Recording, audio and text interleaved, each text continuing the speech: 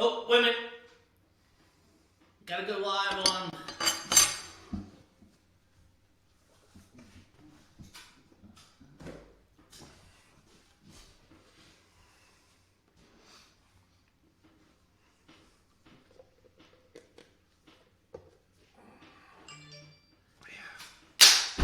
Awesome. We are live. What's up, everybody? Not sure if there's any video coming through. We got the audio coming through. Pretty sure of that. You definitely sure you got audio this week? That should help. I mean, do you see the things flashing over there? Yeah, they're flashing. Right, so they're flashing. I will say the one thing about no audio is we didn't have any negative reviews. All right, let's get this thing started. I'm seeing video. I'm hearing audio. We're good. Let's go, guys. All right, so welcome to episode 71 of What Are You Drinking Now? Sorry we're coming at you a little late tonight. We had to... Nick was working. I was going to say we had to get Josh's finger... That did happen, I forgot. Blood. He decided Incredible Hulk it and crush your wine glasses. It's all better now, yeah. Yeah, don't do that. It was not a pretty sight. Hopefully we got all the blood off the floor for... when Christina opens in the morning. It's a good reminder, though, because not only y'all work in kitchens, but when we're talking about opening beers and getting wine glasses out and wine bottles and champagne, there actually is this small amount of risk and hazard involved. And you'll see us open things and stuff. Use your tools. Don't chase glass. Yeah, Nick used his tools. He was right on the spot with each bottle, spraying out the blood on the floor. There's no infection coming from that blood. All right, so we're sanitized. We're back to normal. Guys, what are you drinking now? I'm drinking Larry's Juicy IPA. I think I had this a week or so back. This is just a nice go-to for Nick right now. My palate cleanser's the Victory Fest beer. We got a few more of these left. It's coming up on the end of Oktoberfest season, so I figured I'd help get rid of them. They're very tasty and even-bodied. Yeah, Victory did a great job. Oh, yeah. I'm going for the Carnival from D9 Brewing. Nice little... sour with passion fruit. That's it's a very sour. I would say that is one of the sours that won me over into the sour world. Yeah, it's pretty good. The finish on it's really good. I want to say our buddy Eric brought in some very good sour yesterday and a very good Oktoberfest, and we do appreciate him bringing those in. Yeah, so shout out to Eric on that one. Yeah, that was fun. So why don't... Hey, Brittany. So why don't we get into the taste test? I don't know what you guys have for your beers. I've got a red for the wine tonight. I think this is all going to work out. I think Josh is leading off, maybe. Oh, yeah. Yeah.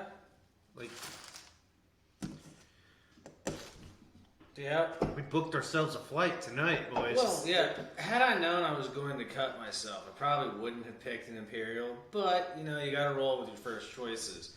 Blame it on the cut. Yeah. Well, you gotta blame it on something, never yourself. Yeah. It's a good life lesson. If I want to blame myself, I'll just call my mom up. She'll tell me everything's my fault.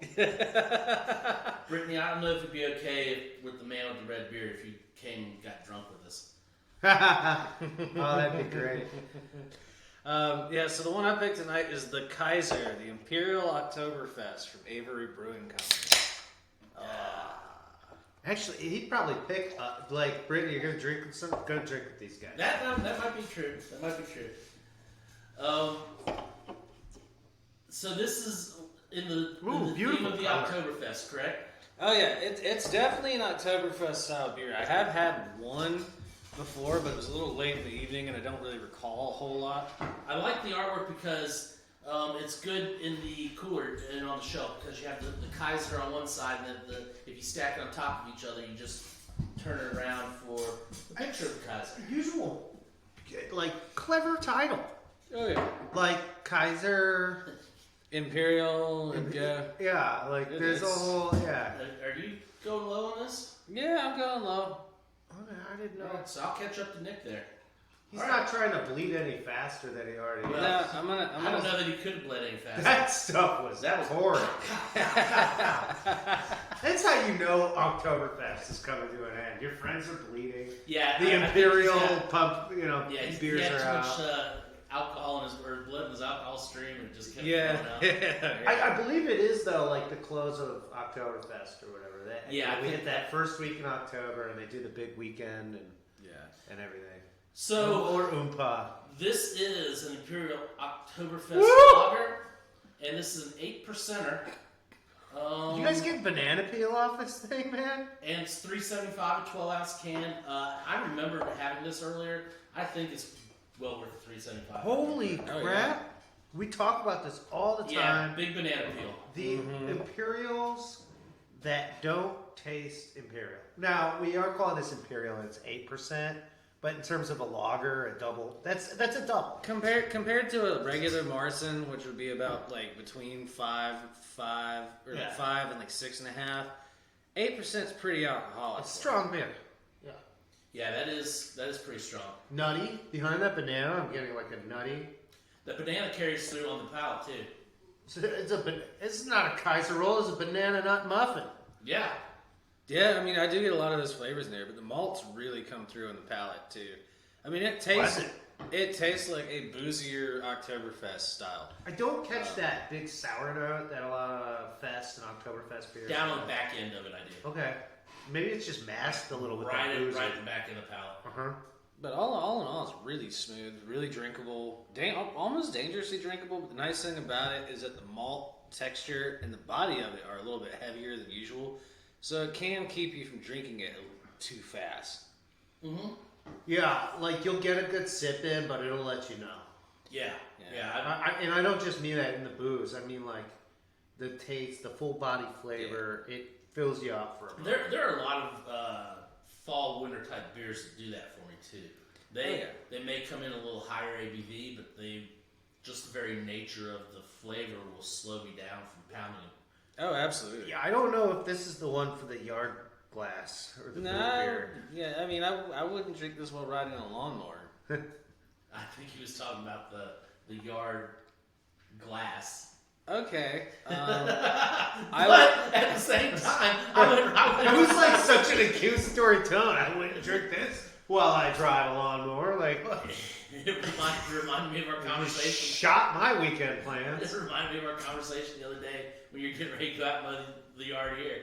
And you're trying to get your yard beer ready. Yeah. They were like, "What are you doing?" I was like, "Getting my yard beer ready." Yeah, I don't know that I would drink this out of the wouldn't boot. you get it in a plastic cup? I was like, "No, I'd spill everywhere." I was just pounding the beer in the corner. Yeah. No, I definitely wouldn't drink this out of like a boot because that would be a lot. I miss the boot. I am gonna say $3.75. I'm good. The with price is right. Yeah. It's a tasty beer. Avery's really good product. Yeah. We don't do a lot of their stuff here, but we've had some stuff here and there. We did their session a while back. We did some other stuff. I don't know that a lot of their stuff comes into the area. Yeah. Because when it does, I tend to pick it up. I was very familiar with this stuff out west. In fact, Avery was one of the first IPAs somebody got me onto. You know, the one with the map, the weird map of the world. Just classic stuff. We had that in here, didn't we? Not too long ago. I remember you mentioning the map of the world. Yeah, we had one with a map. But They do a good brown ale. I think it's the Ellie's Brown. It's like the dog, like a chocolate lab or something. Yeah. Ellie's Brown. That's pretty good. They do a lot of really good stuff. One of the crazy ones I had from Avery was the Beast, which was like almost 16% alcohol. And that'll wreck you. The Go Play. That's what I believe that you did more recent. That's why they hit us with some of that merch or whatever. Yeah. You'll see the Go Play koozies around. Anyways, really pleasant take on Oktoberfest. I think great way to close out the Oktoberfest season. Well, I don't know that we're completely closing it out yet, but I'm saying we got 19 of these on the shelf, so throw one in your seasonal 6. Yeah, I mean, that's a solid, tasty beer. That one's gonna hit me on the Belch Packer. We didn't have it in the first round of all the fest beers we picked up. It was kind of a second round pickup, and I think it was a lot of fun. It's another different expression of that all. And why don't we check out the next? Yeah, what do you got there, Nick? All right, cool. Oh yes, I know this is not a usual Nick pick. I told you guys about this when I was. I saw people. Well, we had a little bit of a taste session last night with our friend Eric, and one of the ones he had in his own 6 was the Allagash, and man, everybody just was saying this was enjoyable, so Yes. I wanted to find out. I know on the show I'm not like the dark beer guy, but Nick likes dark beer. Like, Yeah. it's And 'tis the season, right? I mean, we are coming out at Oktoberfest time. It is definitely moving into Porter Stout time, and we'll let everybody we're get their starting pour. we got some good ones in already, and there are more coming in this week. So from Allagash, this is Northern Sky. I believe it's listed as stout. Just straight stout. Stout. This is a pint-sized can. I like it. The dark blue color with the constellations. And you can see right there on the bottom, 7.5 ABV. North Sky. In fact, everything Rob just said about the season turning, we're moving through fest beers, getting through our harvest ales. It's stout. Porter season's going to be beginning. These chilly mornings, the sunrise earlier or sunset earlier than you are used to. So now you take that dark beer out on your front porch. 450. Don't forget bonfire season. Oh yeah, I feel yeah, like it's coming this up would on be that. Some stouts and porters at the bonfire. Yeah. Oh man. Oh man. I think that would make some friends for sure. And that's what's fun about a pint pour. You can around a fire, you can easily do a split pour, and so it's something fun to share. Don't be taking my stout. Boy, I don't know if I'm still getting a little bit of banana leaf from the Kaiser, but it could be. Could very well be. Yeah. You have that nice roasty going I'm on. getting coffee. Yeah, I'm getting coffee and chocolate, but in that malt form, not like added products, right? Yeah. So smooth, roasted, silky. Those are the descriptor words on. What else front does can. this can offer us? Since Since Christina's yeah, not since here to Christine's read, not here to read, we gotta trust Rob's. you're gonna have to ask Christina why she's not here. Is Rob even literate? Can I he know read she's this told stuff? some people. We've told some people. So, yeah, Brittany should have grabbed this one. Actually, let us know how Milk and Cookies was for you because I have yet to have that one. Oh, did she get some pleasure? She got the Wicked Weed Pleasures. Let's not, Oh, you're talking about the beer. Okay. All right. So yeah, Brittany said she got the Wicked Weed Milk and Cookies, and she was almost going to grab this one. They like my puns, Rob. Yeah. I'm sorry you don't. Literature on the back of the can, like a clear night lit by stars. This silky Belgian-inspired stout. Maybe some banana in there because of Belgian-inspired. So you may not have been incorrect. And that's where I moved from banana to banana leaf. Yep. Isn't that funny? Stout balances light notes of fruit and sweetness with roasting malt. Inspired by the late evening spent around a crackling campfire, North Sky is brewed to merge lightness and darkness into a super sippable stout. So they're saying right there, this isn't to chug down. This is to sip and enjoy for a little while. This is another one where the malts have a very satisfying sip. They're very full. Yeah, Brittany got the three pleasures that we didn't try last week. She got the other three. So nice. I got one. I got the s'mores. She didn't go last for night, the but I haven't green actually cross. started yet. She didn't go for the brownie. No, she didn't go for the brownie. I wouldn't either. Yeah. Well, like I said, if you're into the brownie, grab the Jack Herr while you're at it. This is really good. This is absolutely delicious. Big coffee. Lots of coffee. Yeah. chocolate. So did they say they added coffee? I didn't No, hear they that. didn't. I was They waiting. did not. That's kind of why I asked you to read that. It's just like I was waiting to hear there's other So ingredients. I That's do all like malt. where they said they're mixing the lightness with the darkness. That's right. And because a lot of the stouts are the milk stouts, which are big, thick. This heavy. poured auburn brown with a reddish hue. Yeah. As it sits in the glass and you start getting it thinned out, it does have that. So merging the lightness with the dark, I kind of get that. But you get the toasted malt, very, very evident there. And then I really love just the beer factor on this. Like Yeah. what this is, Oh, yeah. I guess it's a stout because it's on the heavy end. But for those of you who are porter fans, well, the difference between porter and stout is just this is walking the line, and Yeah. I think this is one of those beers where you got to just say go for it and get it. What's the percentage, Rob? It says it right on the front, 7.5. One thing I like about stouts with this almost the roasty, smoky they've got in a lot of the stouts is compared to like the smoked beers where it's like campfire smoke. Yeah. I get more like a char smoke with this kind of, you know. Like your paella. Oh. Yeah. It was such a mess I had to mispronounce So it. I'm gonna say versus this type of smoke, this char that you talk of, I like a lot better than those that are intentionally smoked. Yeah, this is more like a grill mark on a steak compared to like smoked salmon. I'll buy that. You know? I'll buy it. Although, how was that smoked salmon, Rob? It's pretty good again. With the lemon beurre blanc, yeah. Yeah.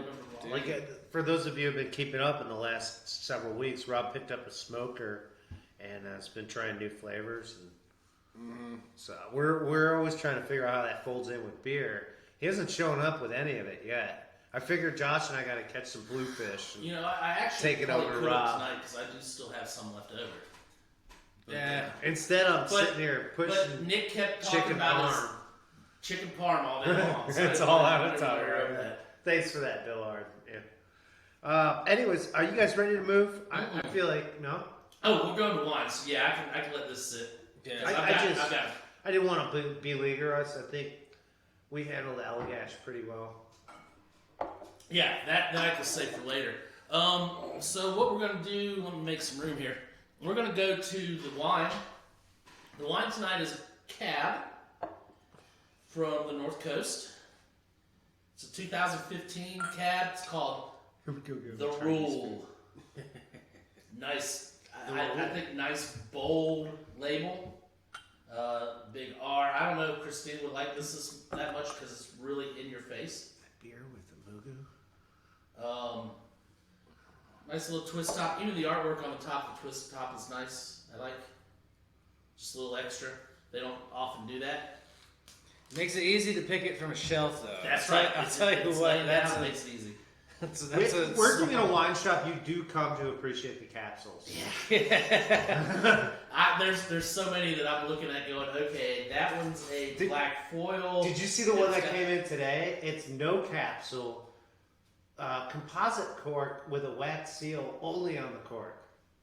No, I didn't. Oh, that's the That's now, the Italian. What is the technical term for that color that's like not quite burgundy, but like almost black too? It's like somewhere between burgundy and black on a capsule. Okay. You know the color I'm talking about? That like almost like some of them had this. Yeah, they're black, but they have this like red burgundy sheen. Like I've seen it on a couple of them. It's only on like the foils. So my question for you guys. It's not on the Stelvins. Do you still want to talk about colors and capsules, or do you want to pass your wine glasses first? I don't know. We were hoping to get you to get up one of these. Heck no. Josh, don't start bleeding on us.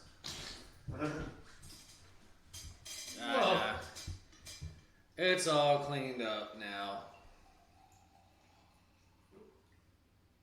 The rule, huh? The Rule. Got a little bit. Did I catch it with my finger? You should I have seen think this. you did, actually. This woman was on a first date tonight with this fella. It was beautiful at the office. And I poured her cab. And I was like, oh, it needs a little bit more. And I did like this, like, and it went like, it just hit the side of the glass. And like the whole glass was covered in wine. I was so glad she wasn't up there. I cleaned it and poured it in a fresh glass. It was perfect. But it was funny to watch this one drop just destroy an entire serving. So, By the way, thanks for that. you're telling me I've got to help you with pouring the wine? No. One single confident pour to the accurate mark is what we're looking for. Tell you what, This multiple pours into a wine glass Josh is over there. is not proper. Josh is over there swirling his wine. I'm here swirling the bottle. That looks funny. Careful. I tell you what, this wine must. I haven't even smelled it yet, but it's got a nose on it because I can smell it from over here. Yeah, so I don't know if you guys. I picked this because I don't think either one of you were there for the tasting on this one. Who's ready to get into that nose and describe it? Josh is on it. And I actually picked this one up because the nose was so enjoyable. Describe it. What do you catch? I'm actually getting a good bit of leather on this one. Lots of fruit going on too. Like a shiny leather And or a it's- suede? More like suede. I'd say more like suede going on. It's an overpowering nose. I mean, you don't have to get up into the glass. No, like it's like there. I mean, I can smell it all the way from Yeah. here. Oh, I agree entirely with him on this so far. Little bit of cherry, Uh-huh. maybe a little bit of raspberry, mostly blackberry. I'd say. I'm getting some cedar on it too. Definitely cedar. Everything you guys are saying is like a perfect replacement for that other similarly colored label we had on the shelf. Now, when we get the price point, we'll find out whether that's a full You're talking about recommendation. one with the lady? Yeah, I got you. yeah, that one with the lady. I got you. Like little bits of vanilla as well, but mostly towards the back end of the nose. Mhm. Just kind of like vanilla bean though, not just like your typical. That doesn't surprise me there to hear that. Because, yeah. Yeah, this, like I said, I actually decided to bring this wine in just on the nose. Did you ever... I just enjoy smelling it, Dumb man. question. And I did for probably about 5 minutes before I even tasted it. I love asking. Have to taste it. They This both would work make amazing. a really awesome candle. But you've seen like an actual Madagascar vanilla bean, you know, when you have it in a little vial, and the first time you pull it out, you're like, that's not vanilla, that's way too strong. What is that? It's like, it's so clustered. And Well, vanilla you itself get the almost spice. smells leathery. You get the spice out of vanilla, the tannic value. Yeah, some of the fresh Madagascar beans I've smelled almost smell leathery when you first like open them up, cut them out, and scoop the seeds out. The cherry is reticent but present. Now, people realize that Nick just took the first sip. Yeah. We've been getting the smell, the nose on this And for a good 5 minutes. I waited perfectly, and I'll tell you what, just as I said, oh, that cherry is reticent and available, I went for it. And beyond like a chocolate cup, I've never tasted a caramel covered cherry before. But like I'm starting to think that's what it would come off like. I got that too. However, Yes. we just had the stout, so Do it again. Take a second Yeah. sip. Do it again. I will say now that you brought up caramel and I'm smelling the nose, like it almost has this like creme brulee aspect to the smell as well, like charred sugar. We'll see if we burnt can sugar. confirm. I have some teeth, so I can even go a step further. I think the caramel comes a little bit from that stout. Yeah, I got a little rougher feel that Yeah. time too, which tells me I might have had some palate coating going on. Let's try if I. That's black First sip tea. is the But I'm cream going to palate. tell you, this is a nice little wine. It drinks like a $30 bottle. Yeah, I mean this drink's like your average mid-range wine. The tannins are present, but not overpowering. I get a little bit of the, but not a whole lot. Not like a. Yep. Well, so the presentation of the bottle, Very, very, like, just the start of making me want to lick my teeth. the Yeah. texture, the smells, everything about it, just like Josh said, mid-range. And just to clarify, and if I'm wrong, tell me.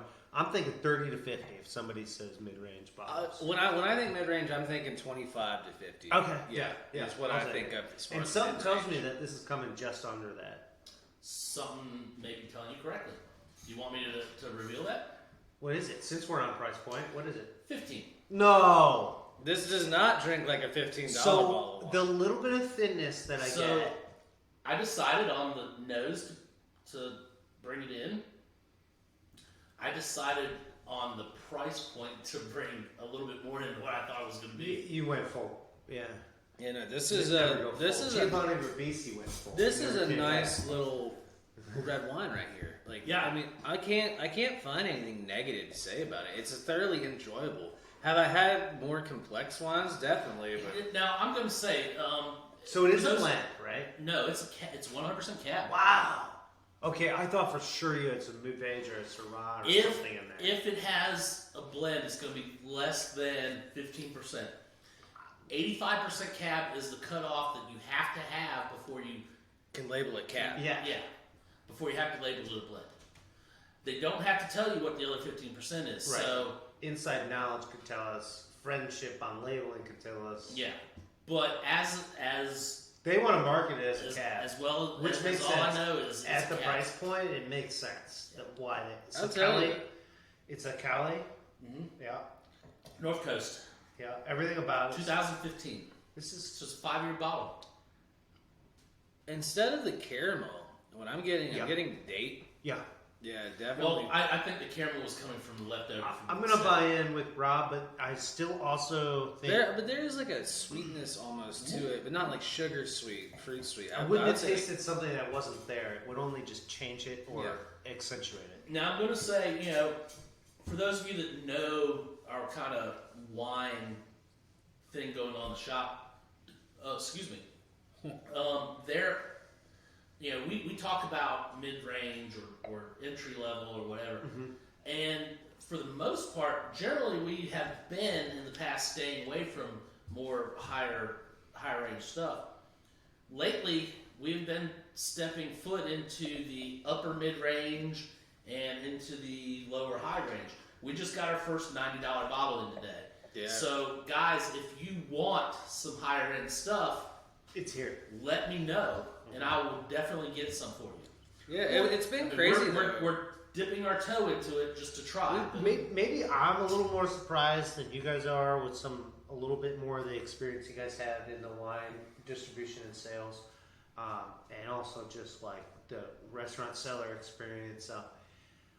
I didn't know how eager people were to find these bottles that are a little more expensive, that are going down that rabbit hole, so to speak. And it's very interesting because I don't know if you've noticed, but you get somebody that goes into the wine room and they're looking for a wine and they're looking for a specific type or whatever.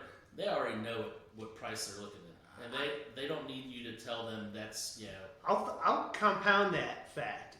People have their price point, and I am one that is a little doubtful, is a little dubious. $50 French wine. This is going to be that much better. Yeah. Oh, if there's one thing in life that is true, you pay a little more for your wine. You get a little more. I can agree with that, but I've also said from the very beginning, you don't have to pay. That's right. If you want an everyday drinking wine. Oh yeah.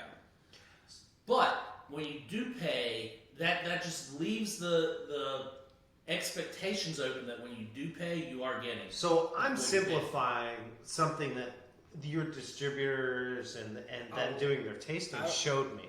I would say that most of once you hit like the upper mid range price point and above, a lot of what you're paying for is the experience that comes with the wine, because you get into these I want nuances to know and a little complexities. more. And they basically, wine is a social drink for the most part. I mean, you can drink a glass of wine at the house by yourself, and that's fine. I don't know, unless you have a lot of money and you're just used to the taste, you wouldn't typically do that. You buy wines good wines for occasions. Even if I go and experience this alone, the experience I have is something I can share socially. Absolutely. Oh, I tried that wine. I did it with this. I mean, case in point, that wine I got today, we brought 2 bottles in. One was for the shop, one was for me, and it was for an occasion that I'm planning a few months out. That Keplinger wine is absolutely without a It's doubt. a $93 bottle on our shelf, I think. And it drinks like it would cost that much. But the thing is, like with that, as soon as you taste that wine, you realize like this needs to be like a moment. So during the tasting on that, I kept sneaking back another pour beautiful from segue. The rep, and I'm glad he didn't fight. We get stuck so often talking about food. Or she didn't fight on the show, right, guys? And very likely, that's because somebody's always getting off shaft. Somebody just ate, and it's like the first available topic we have. As we talk about entry wines and getting to wines, we're going to talk about food. We start getting to that next level on wines, and what do I want to share my wine with? Well, I've already eaten. We're having wine. Who am I having it? Well, where am I having it? What's my situation? In a lot of cases, those bigger wines are made to go because you want a bigger match pairing for food. Yes. I mean, you definitely. I mean, I've had wine that just screamed, and it's like a big wine. So, But you may not. You may not pair it with like You may not pair it with like barbecue. Yeah. You're gonna. This is where you're gonna be doing like your pan-seared scallops. And so this gets to my point. Situational tasting, just number one. Hey, Dad. Is an awesome topic. What album did you listen to? What time of day was it? What did the sky look like when you opened this bottle of wine? These are the type of pairings that are something different than food. Getting back to the food and also just sort of compounding the point of what it means to get that upper tier wine. Don't be afraid to get your iPhone out and maybe you're not a Googler, but get out there, do your research while you drink the product, while you're looking up your food. Do your research so you know this stuff. You can have that conversation at the table. Because like Rob says, it will enhance that experience. Yeah. And speaking of, we've kind of gone around it. What food do you think you would pair with this guy? This right here. Well, first off, Josh, when you start cooking and opening this bottle, what are you listening to? Well, what Josh is listening to, or what any normal person? No, when I This cook, playlist from this Friday, it's like Yanni and no, I listen to a lot of different stuff. Like I listen to pretty much every form of music under the sun. When I cook, though, Rob and I talked about this. put us in the It drives my old man up the wall, but he's come around to it because he realizes how awesome it is. 90% of the time that I go into serious cooking mode, it's Billy Joel. That was good. Billy Joel, he's just 50 seconds straight. Whoa, whoa. That's all I can do. That's it. That's it. I can do. You know, say if I. No, but 90% of the time it's Billy Joel, and I don't listen to Billy Joel on a regular basis at all. I love him. I save him for cooking. It's just what I do. So, to answer your question, odds are it's probably Billy Joel. So, and when Billy asks a bottle of red or a bottle of white, Josh is going with the bottle. Or rosé instead. Yeah, I mean, but now with this right here, I'd probably lean more towards. I might actually whip out some of my jazz fusion records, like Weather Report or something like that. Oh, yeah, cool. And then once you got the mind going, what are you working with on the stove, in the oven?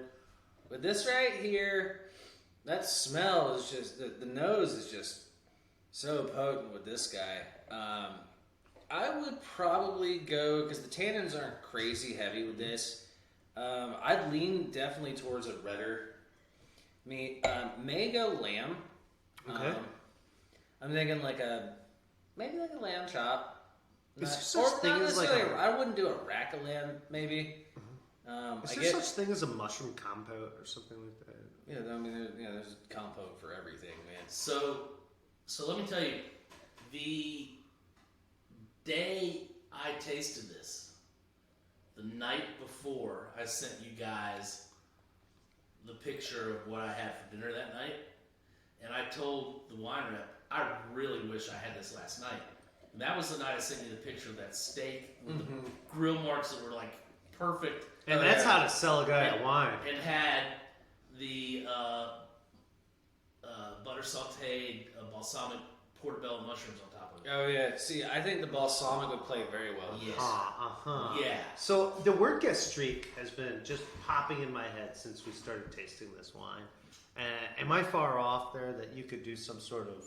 A gastrique would be nice. I would definitely lean towards red fruit for the gastrique, more so than like an orange or anything like that. Probably citric. Pomegranate or raspberry? A pomegranate gastrique would be nice. The problem with a pomegranate gastrique is making a pomegranate gastrique. How about if you're going to throw out the terms, you explain the terms for people? So a gastrique is a sauce made with primarily fruit and sugar and with acid in it to like kind of counteract it. Can this be the acid? Tends to be. You typically want to use vinegar. Okay. It'll typically be tangy.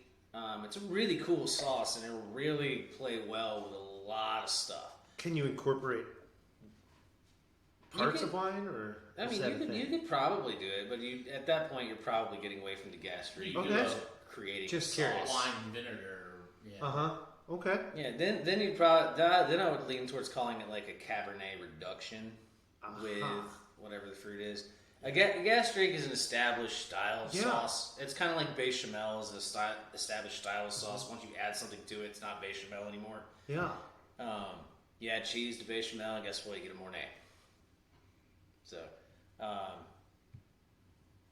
but yeah, I'd say like a red fruit gastrique, maybe strawberry. I think strawberry would play we well can with sweeten that. it up with some lean meat. I could go with this. Some like lamb cuts. Yeah, like do some like very like make sure it's like a leaner cut of lamb. Is the you know? medallion a good cut for this? You guys think? Some lollipops, yeah. Lamb lollipops really would be where I'd go with it, and trim them up. Like if there is a little excess fat, cut it off. I mean, you can leave it in there. Well, it's also useful. You could use that to build another sauce. The other thing cook is a lot of the times with lamb, the only problem I have with pairing wine with lamb is almost always cooked with rosemary. That's true. And rosemary can sometimes be very overpowering when you're trying to pair wines with it. So lamb's also one of those dishes people And they serve the green jelly with, but I feel like this is a wine that can go with sommelier it. who has had to pair wines with the meal, I'm definitely going to agree with Josh. I've actually gone into the kitchen and asked not the chef not to cook with the rosemary, but I've asked the guy at the pass not to garnish the rosemary. Yeah. Just because the fragrance itself will overpower. Fresh rosemary versus cooked in meat, you have this savory. Fresh, it's piney. Well, the problem with cooking with rosemary, I love the flavor of rosemary. I don't like it in the food. I like it aromatically, like rosemary. Rosemary is something. woody, Yeah. and undesirable texture. Oh, nobody wants it on there. It's borderline inedible. The flavor is just what you want. It's kind of like a bay leaf. You don't want to eat a bay leaf. Yeah, you normally throw it into the sauce that you're gonna throw on top of it. I've rolled it in. You do the pork roll, The roulade. Yeah, but that's still you're getting into. Still, you're cutting them and removing them and then serving in a different way. It's like I'd say that I think this one might hold up to rosemary just from the strength of the nose. I was actually and getting a little. I think mint. a little bit of it. Mint, I would. Don't ever put mint jelly and lamb around me, please. Yeah. all right. So we're I got it in that way that. We're definitely digressing away from stuff because we. So go with the gastrique versus the mint jelly. Because we are gastronomically inclined to want to eat. You can tell that at least two of us, fat boys that we are, want to eat. And Rob says. This guy just skip the rosemary and keep red wine with your lamb. So let's go back and start with our reviews. Do our reviews. So we have the Kaiser. I'd say for Avery. Oh yeah, I'd say my vote for the Kaiser. I'm gonna give it a solid 1.5. Really good. It's an Oktoberfest style, a little boozier than normal. It's the first time I've ever seen or heard of an Imperial Oktoberfest, so props to you for that. I'm not going to up the rating because of that. I thoroughly enjoyed it. It's good. It's not mind-blowingly good to me, but it's really good, really solid. I will definitely drink more of this as long as it's on the shelf. It's not very hoppy at all, so if you don't like bitter beers, this is definitely one to go for. I personally can't drink a lot of bitter beer anymore. So I love the concept of this. So 1.5 for me. I'm going to throw it a 1.4. I feel like I have a lot of very similar feelings like Josh said. Oktoberfest beer is never going to tip the scale and be a 2.0. I was very pleased with it. That's where people are going to be like, episode 35, Nick gave Victory Fest beer 2 thumbs up. Yeah, but I drank it out of a boot, and I drank 2 of them at the same time. It wasn't even the beer we were rating. So, that being said, that's right. You did drink. It was I found a video of that. Oh God, I was going nuts that week. So 1.4. Basically, this is one of the coolest takes on fest beer we found this year. It's beyond fest beer. It's like after the fest, and you still want to get to bed. Go after the Kaiser because he'll go after you. Okay, so for me, I'm going to echo Josh. 1.5. It's 8% Oktoberfest lager. I don't know. They didn't even call it a Marzen. They just called it straight Oktoberfest. So It's an interchangeable. yeah, it's. I know, but to me, I mean, this is more Marzen than that is. However, I did like the beer a lot. I mean, it sat well with me. I like the banana notes on the nose, on the front end of it. I like the just little touch of sour on the back end. Had aged just a little bit. It was a nice little beer. So 1.5 for me. I think the price point is well worth it. $3.75. Oh yeah, absolutely. Even though it's a 12 ouncer, I think it's still a good knockout there. So 1.5, and like Nick said earlier, we have a few of these left, but they won't last long. Before I get started on Allagash, I think we all rated that, right? If I'm moving too fast, let me know, guys. I just want to give another shout out to Larry. That was a beautiful set. That thing was awesome. Bells, you did. Bells, yeah. Yep, we got them in, so come get them. Okay. I want to move on to the Allagash Northern Sky. I've always known Allagash. Northern Sky. Good beer. Sorry. Oh yeah. Just want to make That's sure. Sorry, it just comes out every time I say North. It's followed by Yeah.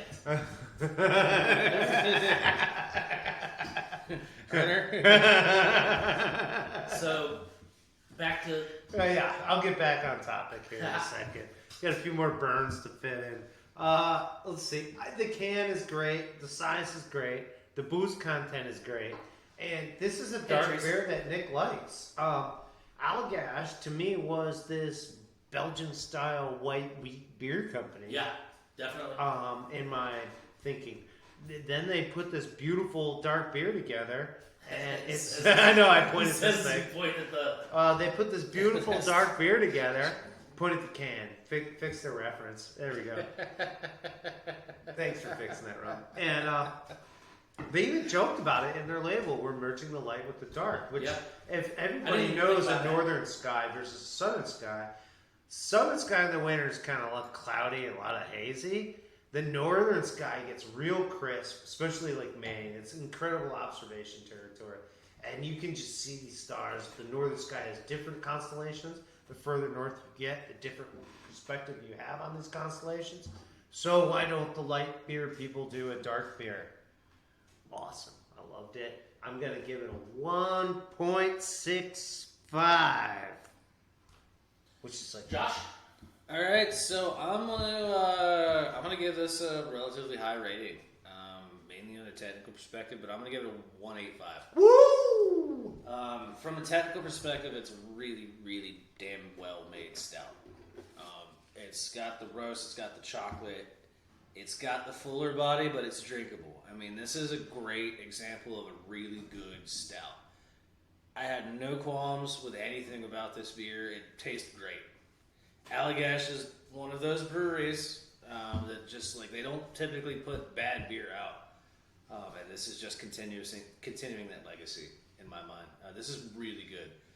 In a pint can, even better. Yeah. So definite selling feature. Yeah.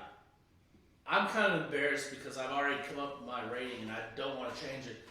But I'm embarrassed because Josh has a higher rating than me. And I bragged about how much I like this beer. It's called upstaging. I know. It's just, he did it. So I'm going 1.75.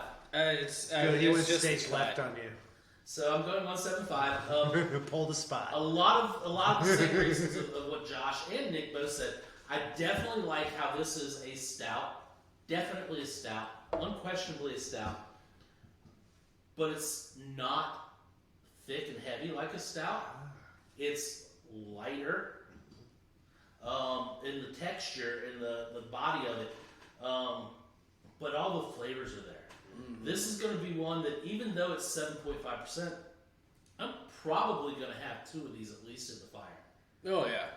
Just because it's an easy drinking stout. Rinse and repeat for sure. Yeah, it's got the coffee, it's got the chocolate, it checks off all the stout qualifications. It's good. 1.75 for me. Yeah. Awesome. Damn. So we're talking about wine now. So we come up to the wine. Let's go with the rule. The rule. Which is really funny the way you said it, because I had Brother Rule, was like my teacher in AP Brit Lit, and he, day after day, he's just, I'm the rule. So, God, you just freaked me out. Sorry, just brought up flashbacks from Nick. I'm sorry about Sorry, that. I got kicked out of his class when a cockroach crawled out of the bulletin board and he swatted it right on top of. Do you guys want to hear this story? No, No, really. not at So, the rule. I absolutely love the label. I think it's bold. It stands out. You're not going to miss it on the shelf if we ever can find space. But it label great. I don't know that Christine would like it because I think it's just too bold for her.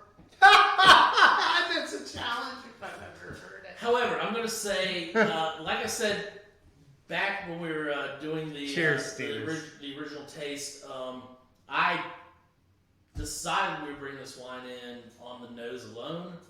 I decided we were going to bring more of it in on the price point. Yeah. This is a $15 bottle of wine. It drinks like a $30 bottle of wine. Easily, it's going to pair with various amounts of lighter red meat foods. I'm even guessing that some vegetarians are going to be able to pair it with maybe some grilled marinated mushrooms. Yeah, grilled portobello's top of the list. Yeah. Those nice big caps like that. Caramel shiitake on your tossed salad. Keep going. This is Where else do we a want nice, easy drinking cab. Does it drink like a $100 bottle? Absolutely not. But I don't think it tries to. No, it drinks about 10 times faster. Yeah. This is a good go-to wine at $15. It's an everyday drinking wine, and I could easily drink it every day. I'm going to give this a 1.9. Wow. He didn't even put a price point caveat. Wow.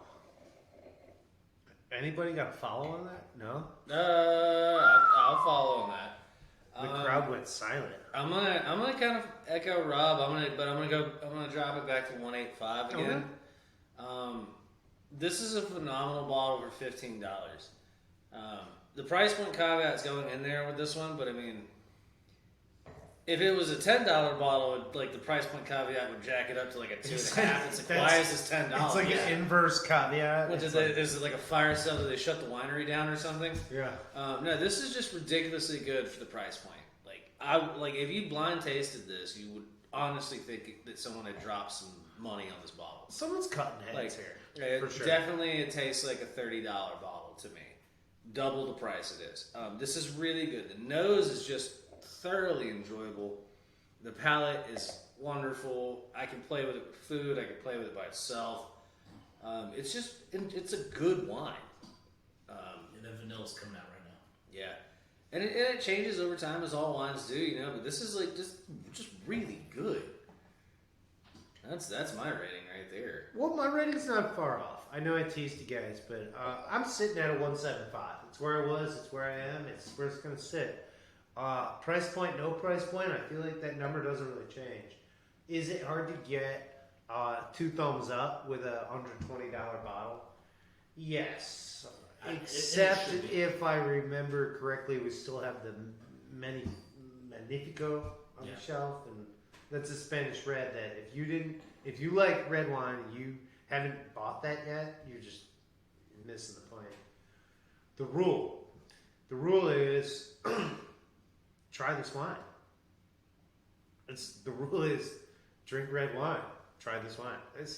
Somebody's cutting heads with this. I'm telling you. Somebody, like whoever's behind this wine, went after somebody who's got glasses selling somewhere. I'm telling you, this wine is targeted and it's perfect. To be honest, it tastes more like the exception than the rule. Yeah, that's it. So, yes, I'm gonna go there. The exception to the rule. All right, guys. With that, we're gonna go ahead and wrap it up. Hey, Jens. So I just checked in. If you just checked in late and you want to watch the whole show, that's right. Go Good ahead time. and rewatch it. You can rewatch it off of Facebook when it goes from the live to the recorded post, or you can go to our YouTube page, which is called "What Are You Drinking Now?" Mm-hmm. This is episode 71. So, Josh, And Tell 'em. if you do check it out on YouTube, please remember to like, comment, subscribe below. Tell us what you're thinking, because if you don't talk to us, we won't know what to say back to you. Also, sorry. So I cut him off. Damn it. There's merch. We have merch, stickers and T-shirts for the office. Yeah, we have stickers for $1. So They're about that big, and they look great in the back window of any. tell you what, I'm gonna just throw them in this with me. If you want a signed copy, put a comment on one of our Of a shows, sticker. and it'll be here waiting for you for a while. Gotcha. All right, with that, this is episode 71 of What Are You Drinking Now here at the office. We're going to sign off until next week. You have a good week, guys. Happy Monday.